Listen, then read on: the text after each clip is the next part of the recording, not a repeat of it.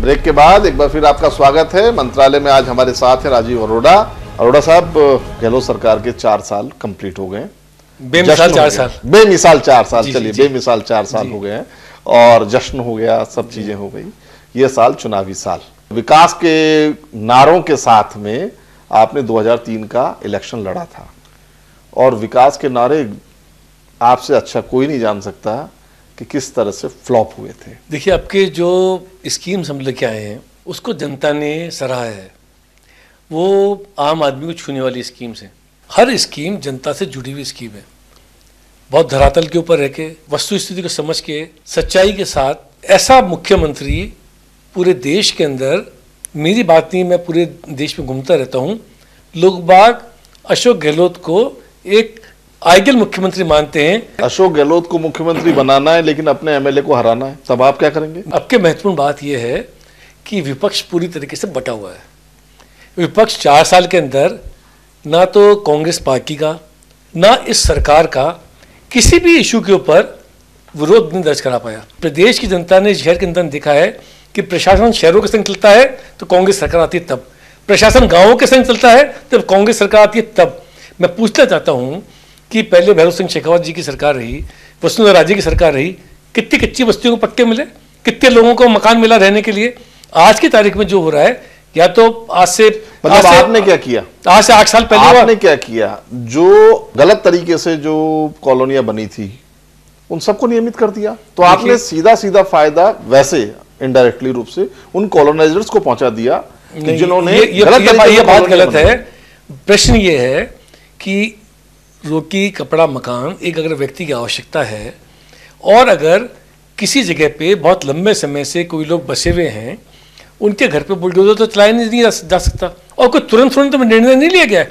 सोच समझ के सर्वे कराया गया है, लोगों को देखा गया है कौन लंबे समय से थे, खाली उनको ही पट्टा दिया जा रहा है जो आवश्यकता है, और समय समय पे जो कोर्ट के डायरेक्शन मिलते रहे हैं उनकी भी पालना करी गई है। अच्छा, अभी आपने कहा कि भाजपा तो बटी हुई है, आप भी बटे हुए हैं। नहीं है ही नहीं भाजपा, आप भी बटे हुए हैं। नहीं, देखिए बताओ, अभी पिछले दिनों आप खुद पीसीसी के अंदर थे जी, आपने देखा कि किस तरह से रोष शुरू हुआ है आपके अंदर, गुटबाजियां शुरू हुई हैं। अगर और कहने लगे हैं कि अशोक गहलोत गुट अलग है, सीपी जोशी गुट अलग है। ये तो मीडिया कह रही है, हम तो नहीं कह रहे। वो आपकी विफलताओं को बता रहा है, चिल्ला चिल्ला के कह रहा है। उसमें इसने वो हमारी विफलता बता रहे, वो बोल रहे हैं कि भारतीय जनता पार्टी के शासन के अंदर जो भ्रष्टाचार हुआ था उसको आपको और भी ज्यादा तेजी से उसको उजागर करना चाहिए था, उनके खिलाफ कार्रवाई करनी चाहिए। नहीं करी। हाँ नहीं, ये हमने तो कमीशन बनाया था, आपको मालूम है।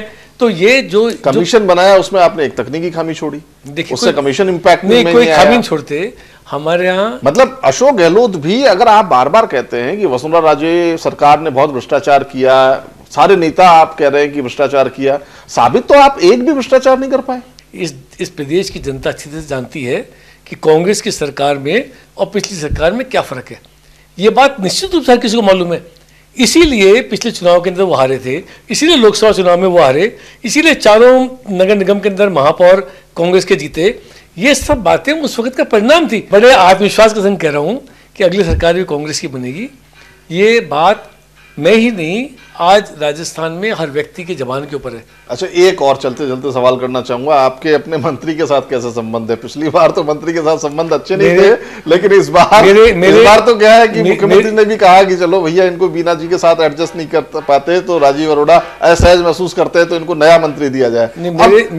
मेरे संबंध, वो तो आपको देखिए, जिसके मुख्यमंत्री के साथ अच्छे संबंध है उसकी बात सबसे पूछना चाहिए। मेरे संबंध बीना जी से बहुत अच्छे रहे पिछली बार, और अभी भी वो मेरी बहन की तरह हैं, बहुत मेरे नज़दीक हैं, बहुत अच्छे मित्र हैं, हम आपस में बात भी आपस में करते हैं। तो नहीं, देखिए क्या होता है, परिस्थितियां समय समय की होती हैं, वो परिस्थितियां चली।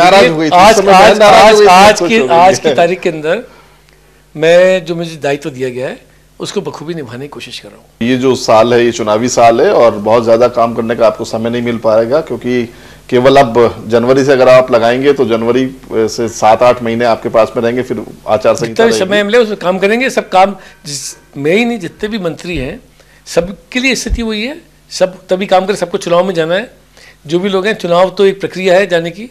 उसके बाद भी अगर आपने जनसेवा करने का बीड़ा उठाया है, ये किसी ने आपको फोर्स तो करा नहीं, ये आपकी खुद की अच्छा चॉइस है। अरोड़ा साहब, चलते चलते क्या चुनाव लड़ना चाहेंगे इस बार वापस? पार्टी चुनाव लड़ाई जरूर लड़ेंगे। पार्टी नहीं, देखिए, पार्टी नहीं, मैं तो चुनाव लड़ना पार्टी चाहूंगा। घर नहीं जा रही है किसी के ना, आजकल तो सिस्टम दूसरा हो गया अरोड़ा साहब, हमें खुद के लिए मेहनत करनी पड़ती है। नहीं देखिए, तो ये बात क्या मुख्यमंत्री चाहते हैं या मुख्यमंत्री ने आपको कुछ ऐसा आश्वस्त किया है कि इस बार भी आपको चुनाव मैदान में लाया अभी जाएगा? 1 साल बाकी है, जब चुनाव की चौसर बिछेगी।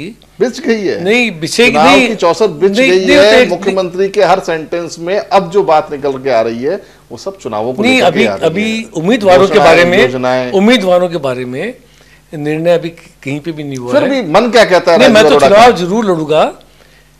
जयपुर में मैं एक जनप्रतिनिधि के रूप के अंदर काम करना चाहता हूं, क्योंकि जयपुर के बारे में मेरा एक सपना है। पिछला चुनाव भी मैंने कहा था, एक नए दृष्टिकोण, एक नए सोच के साथ मैं जनता के बीच में गया था। मैंने अच्छी तरह से चुनाव लड़ा, जनता का बहुत आशीर्वाद मिला, बहुत प्यार मिला। चुनाव में हार जीत होती है, एक जना जीतता है, बाकी सब लोग चुनाव हारते हैं। मैंने उसको बहुत ही गरिमा के संग लिया, 4 साल जनता के बीच में रहा। वापस अगर पार्टी मौका देगी तो मैं फिर भी आप कह रहे हैं कि चुनाव जरूर लड़ेंगे? प्रस्तुत होऊंगा, क्योंकि मैं सोचता हूं कि एक जनप्रतिनिधि बनने के बाद मैं शायद अपनी बातों को, अपने सोच को और भी ज्यादा मजबूती से इस क्षेत्र को निश्चित रूप से, क्योंकि राजीव अरोड़ा की छवि जो अभी तक है वो जनता के बीच से निकल करके राजीव अरोड़ा आया या जनता के लिए बहुत कुछ करता है या जनता के लिए, इस तरीके की राजस्थान में छवि नहीं है। राजस्थान में जो छवि है राजीव अरोड़ा की, वो मैं पहले कह चुका हूँ, कार्यक्रम की शुरुआत में कह चुका हूँ कि राजीव अरोड़ा की छवि है कि मुख्यमंत्री का बहुत खास सिपहसालार है, दोस्त है, मित्र है, इसलिए राजीव अरोड़ा को इस तरीके के पद दिए जाते हैं। आप सोचते हो कि मैं इस लायक नहीं हूं? नहीं नहीं, आप निश्चित रूप से हमारी शुभकामनाएं आपके साथ हैं। ये थे राजीव अरोड़ा, जो बिल्कुल पुरजोर तरीके से गहलोत सरकार की वकालत कर रहे थे, और उन्होंने एक बात चलते चलते कही है कि वो चाहते हैं कि जयपुर का विकास हो और जयपुर के लोग उन्हें विधायक बना करके भेजें, तो शायद जयपुर का विकास हो पाए। किसी भी तरीके से राजीव अरोड़ा का जो सोच है, राजीव अरोड़ा का जो विजन है, निश्चित रूप से उसका लाभ जयपुर की जनता को मिले। मंत्रालय में अब अगले सप्ताह हम फिर मुलाकात करेंगे एक नए राजनेता के साथ। तब तक के लिए दीजिए हमें इजाजत। नमस्कार।